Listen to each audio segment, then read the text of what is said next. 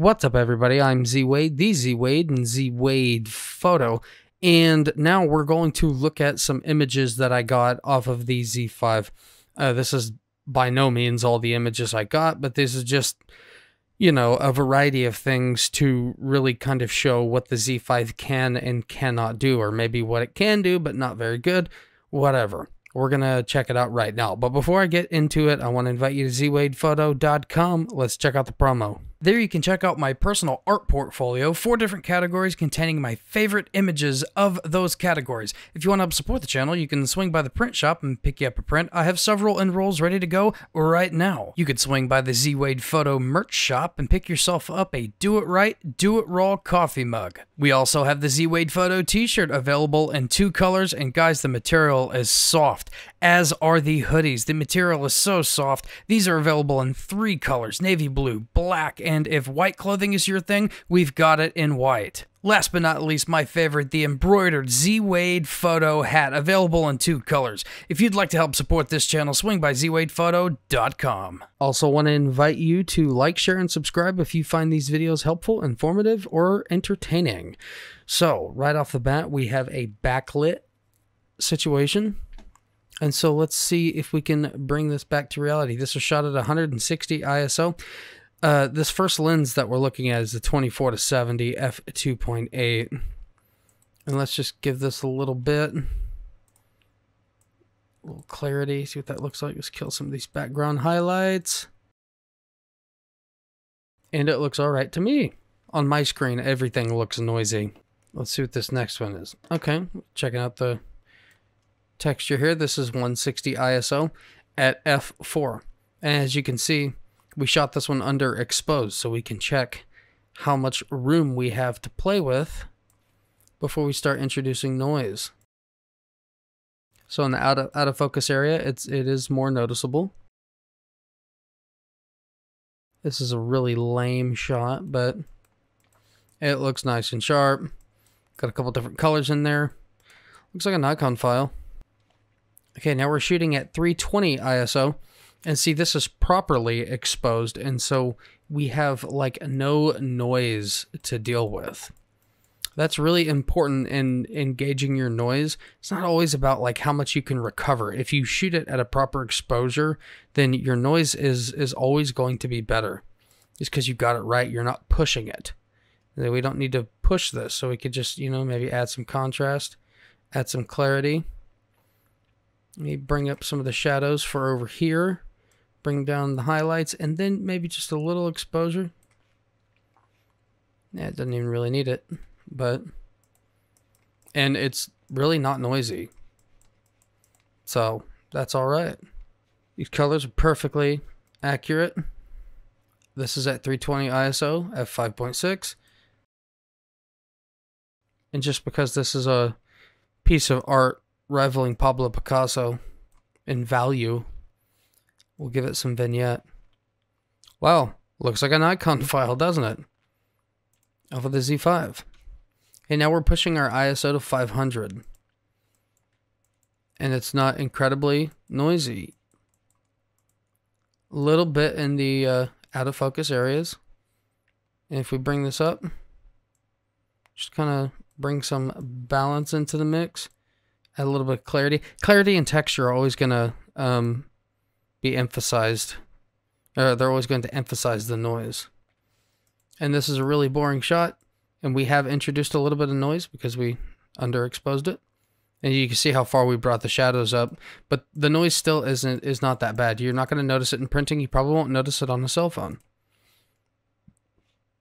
Again, we're at 500 ISO. A little noisy in this background area on my screen. Now, you may not even see this on your cell phone. I can tell you that, like on the Z6 II, 640 ISO, it's really kind of not that noticeable. It's not noticeable in printing, and it's not that noticeable on like mobile viewing, but I can see it on my screen because it's ridiculous. I should have made this on the Apple MacBook Pro M1, but yeah, it's sharp. It's sharp, looks good. Nice range of tones. The Z5 is not struggling that much. Let's just hit previous on that, see what happens. Yeah. It's a boring shot. We're testing. See, the noise is... It's not even that bad on my screen right now. It's at 320 ISO. My screen shows everything, and it wasn't that bad. We're still at 320 ISO, 70mm, f2.8. So it's going to be a little softer in here. Still looks pretty good. The Z5 does just as good as the Z610 and Z750 of capturing all the different ranges. Oops, I ran out of disk space because of all the raw files I had from on my desktop making videos. Anyway, so as I was saying, yeah, the Z5 does just as good as the Z610 and Z750 as far as, you know, properly exposed 320 ISO. I don't remember what I was saying, but let's move on. Here's a horrible example of how to compose a shot. I really just took this to show you that the Nikon colors look like Nikon colors because it's a Nikon camera. And we're still shooting the 24-70. This is right up my alley of stuff that I usually shoot with the Z6 II. And I will shoot with the Z9 whenever it shows up. Rather narrow depth of field. Looks cool. I think this is a cool image. I probably wanted it to be in black and white. Let's crush the blacks a little bit. Let's actually do like how I typically edit these kinds of things. As you can see, we did some heavy adjusting. Looks great in here at 400 ISO. It does have noise in the out of focus areas on my screen. I do not think this would come through in printing, and it definitely wouldn't come through in printing, and it probably wouldn't come through in cell phone viewing. This is a pretty cool image, I think. This is the kind of stuff I like to shoot whenever I'm just, you know, freestyling, doing my own thing. And it looks good. One thing I will say about the noise is that it's nice and even. This is not noise to me. This is grain. It's the same thing, grain and noise, but this looks like film grain, not digital noise. And so that's acceptable to me. There's another extremely crooked shot. What did we shoot this at? Oh, we have a little moirang. Okay, that's something that doesn't really happen on the Z6 II. But we have some strange moirang going on right here. So that's an interesting find. So what was this originally? Okay, so this was underexposed at 320 ISO. It only takes about that much to get it up to par. That nice even. There's grain, and it's not nice, but it's even, so that's okay. As I said in the first video that came out about an hour ago, I don't see a whole lot of drawbacks to the Z5, especially at its price point. We give a lot of lightness to the shadows. It's not a very grainy image. Oh, it's at 200 ISO, so it really shouldn't be. Okay, here we're at 400 ISO. This is a little soft. I think I was maybe missed focus a little bit, but it's okay. This is, I mean, this is such a Nikon file. Like these look like they came off of the Z6 II at, you know, different ISO. The ISO performance is not as good as the Z6 II. The Z6 II is BSI. The Z6 II is also $1,000 more.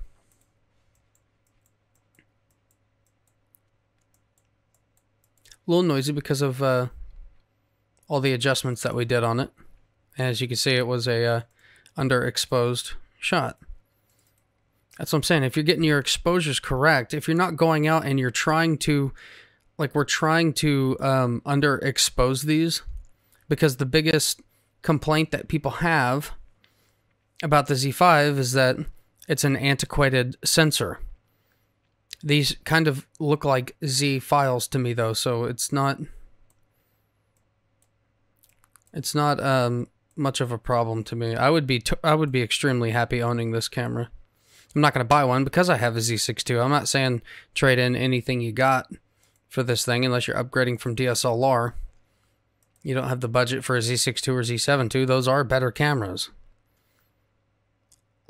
Light years more expensive as well.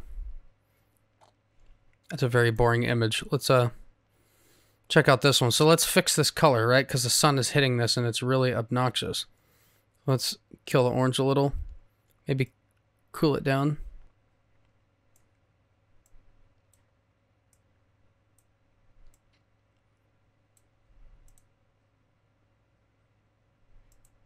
Oops, that's the wrong one.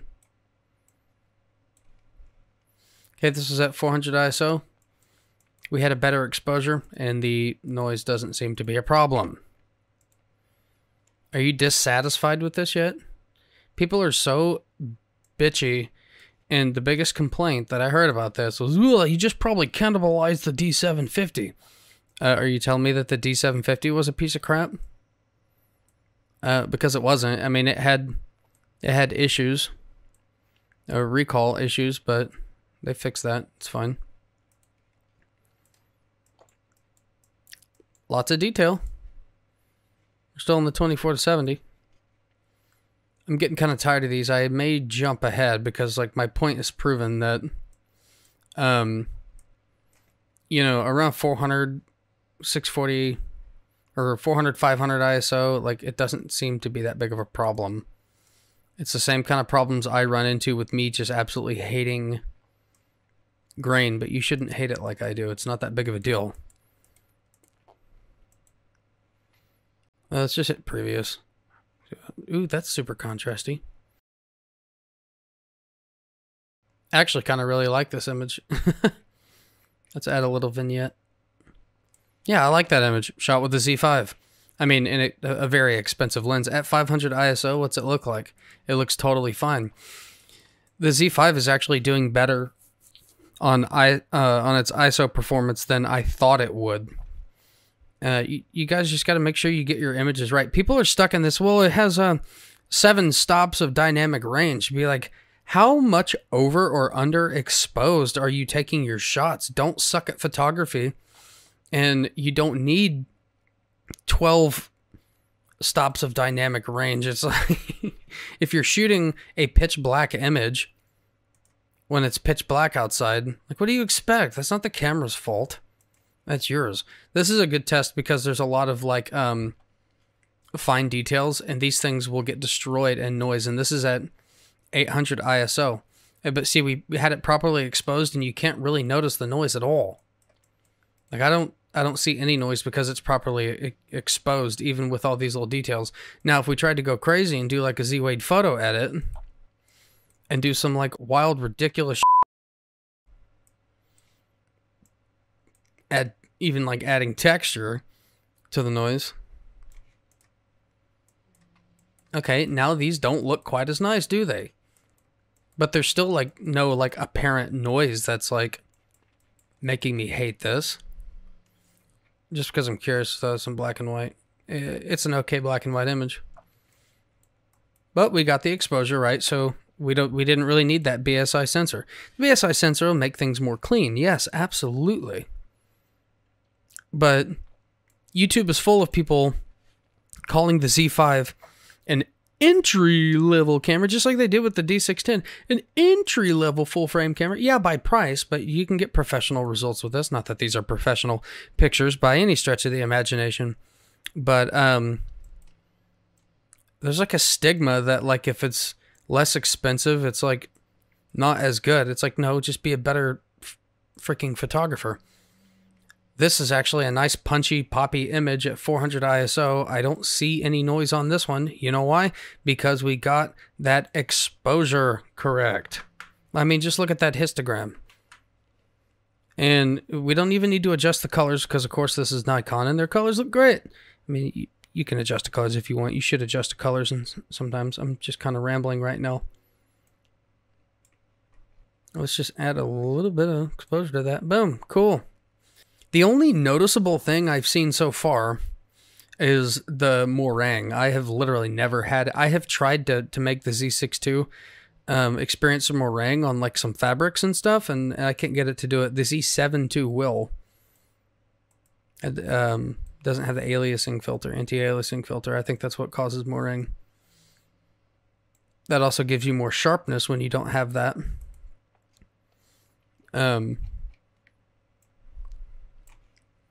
What was this? 400 ISO?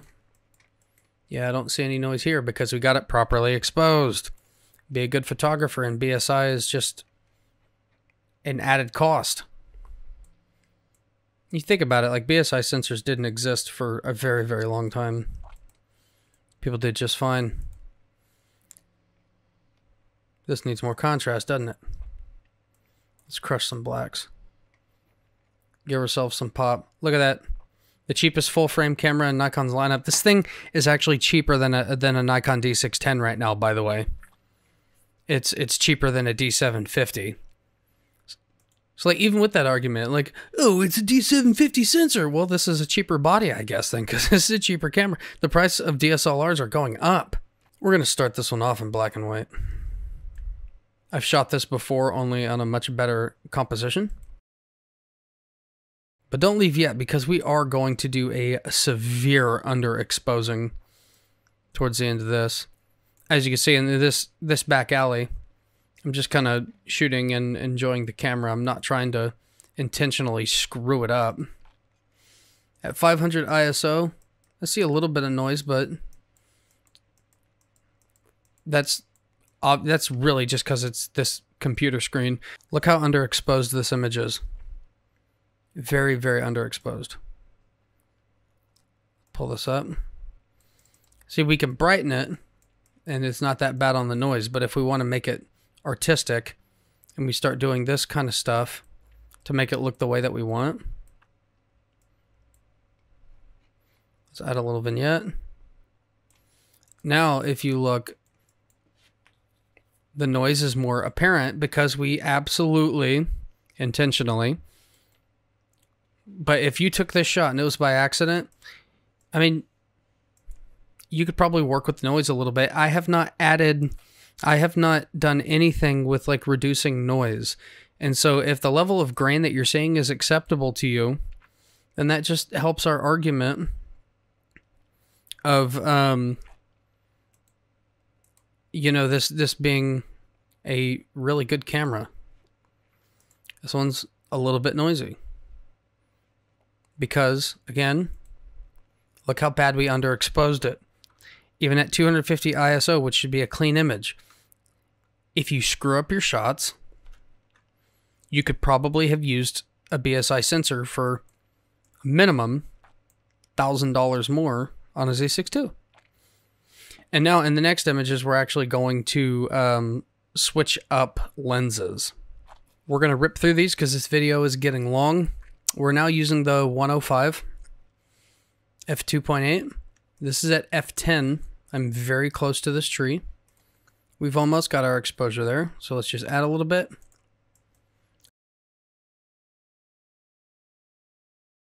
Okay, here we got a 160 ISO, and it's properly exposed overall, but we need some help in the shadows.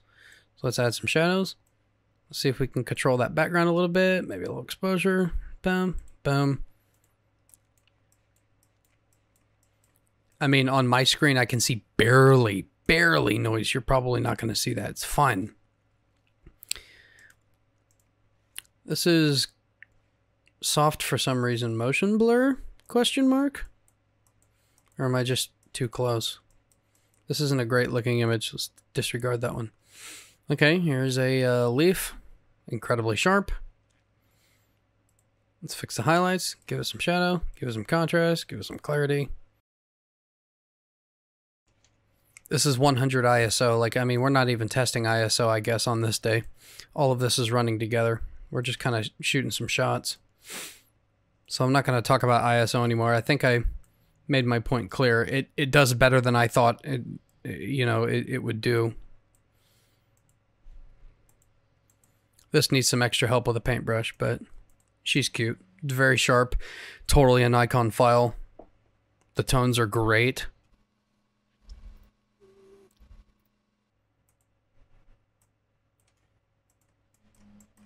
Okay, 160 ISO. This one is underexposed, so let's fix it. Make it look interesting. Let's crush some blacks. The highlights are out of control. Okay, so we'll see what happens when you absolutely tank the highlights. It looks fine. It looks fine. Like it's got enough dynamic range to fix that kind of stuff. I like this camera, guys. I mean, it's better than the D610 ever was. Okay, now we're really pushing the ISO. This is ISO 1000. And it's underexposed. But you see how the grain is at least uniform, you know, at least it's not like splotchy ugly. I would never keep this image, but you know, if we were to do clarity and texture, it would probably be out of control. This is 500 ISO. It actually looks pretty good, all things considered, as underexposed as these are. Same here. Nice and sharp. We're playing with the 51.2 by this point. Here's 500 ISO. Looks fine. 500 ISO again. Looks fine. 160 at f1.2. We're just standing a little further back so we have more in focus. Looks good. This one also looks good.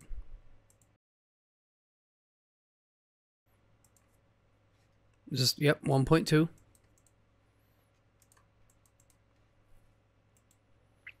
Okay, more shallow stuff. It's at 100 ISO, clean. Probably add a little texture to this if we want. Crush some blacks, crush some highlights. Maybe add some vignette. Boring shot, looks great. And the last image here, probably my favorite. This is a shallow depth of field f1.2, ISO 100. Very clean image, properly exposed, and so we have room to do whatever the hell we want. Let's